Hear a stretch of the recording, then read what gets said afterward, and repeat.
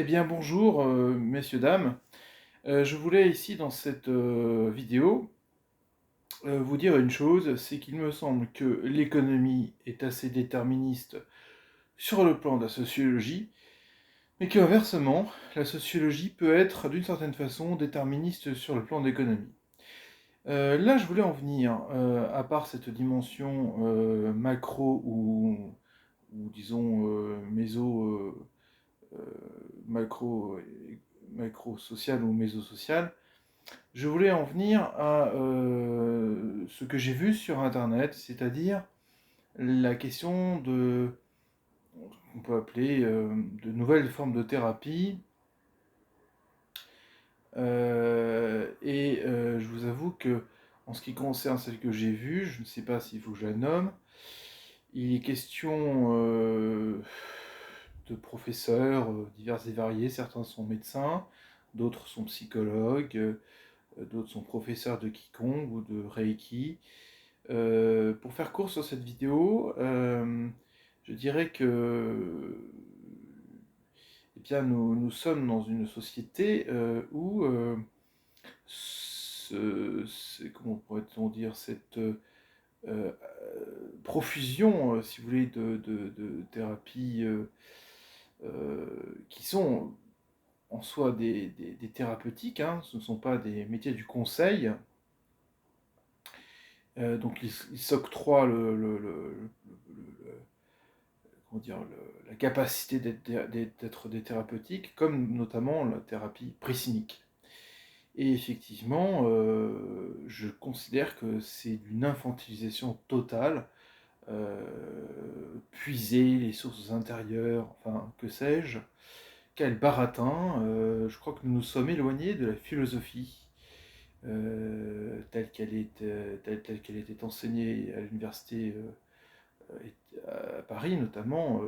Et je dirais que nous nous sommes éloignés finalement de l'époque,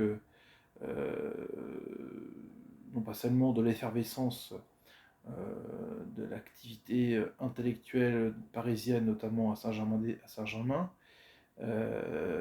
mais plus exactement que nous nous sommes éloignés, euh, je dirais, d'une tournure qui soit classique. C'est-à-dire que le latin et le grec a été effacé de l'école dans le secondaire. La guerre des Michards pour ce qui est histoire géo a été effacé aussi du secondaire. Par exemple, le bac gréco-latin n'existe plus, a été effacé du secondaire.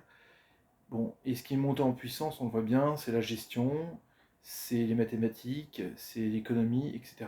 Donc c'est-à-dire que dans cette vidéo, je vais m'arrêter là.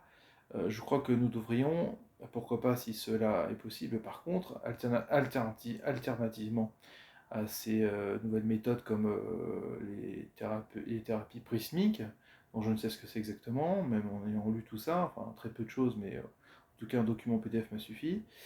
Je ne mentionnerai pas l'école qui propose cela, mais en tout cas voilà, c'est que au moins nous puissions venir à des disciplines historiques qui existent plus par leur histoire d'ailleurs que par leur pratique actuelle, qui sont la graphologie, la morphopsychologie, qui venaient de la physiognomonie, et puis, euh, et puis donc pour la graphologie c'était des religieux qui ont mis en place ça, après ça s'est structuré avec Crépus et Jamin, etc. Mais effectivement, la police scientifique aussi, sous Bertillon, a permis un certain canal de ligne de force pour développer ces disciplines. Et puis c'est vrai qu'il y a aussi la question que moi je pratique, le Feng Shui, qui est une discipline très ancienne. Voilà, je vais m'arrêter sur cette vidéo, et donc voilà, je trouve qu'il vaut mieux aller vers des disciplines historiques, comme par exemple la pratique du pendule ou des sourciers, c'est beaucoup plus historique qu'autre chose, hein.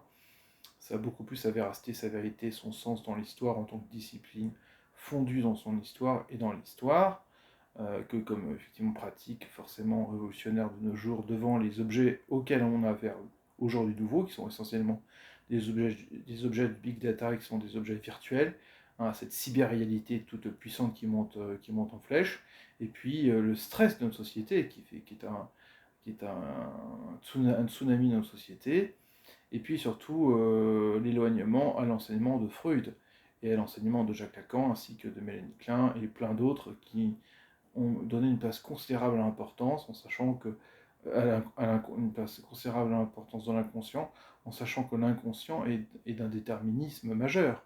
Je crois que nous ne pouvons pas dire que effectivement il n'y a pas de déterminisme inconscient. On ne peut pas dire qu'il n'y a pas de déterminisme inconscient.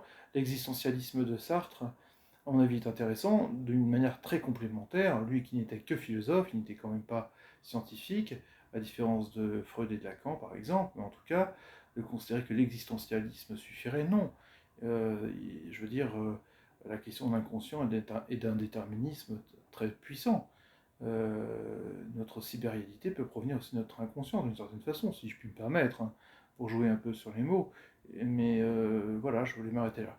Donc je trouve qu'on est dans une infantilisation totale du peuple, et en fait c'est le peuple par le peuple. C'est-à-dire qu'à l'intérieur du peuple, il y a des faussaires, des comment dirais-je, enfin je ne vais pas les accuser de faussaires, enfin je les accuse comme personnes malhonnêtes, des personnes transgressives, qui vont avoir une connaissance des outils qu'ils emploient qui est la leur, particulière, inconnue, depuis l'extérieur, en tout cas, qui vont faire usage de ces méthodes, qui vont infantiliser, donc, et donc c'est à l'intérieur du peuple que ça va se répercuter sur le reste du peuple, et je trouve ça vraiment, comment dire, pour moi c'est un orage énorme sur, au contraire, la question de la liberté du peuple. Il y a une dimension pour moi liberticide et tyrannique d'une expertise entre guillemets imaginaire. On a l'impression que l'imaginaire se mélange avec le réel. Voilà. Je vous laisse, merci beaucoup. Merci.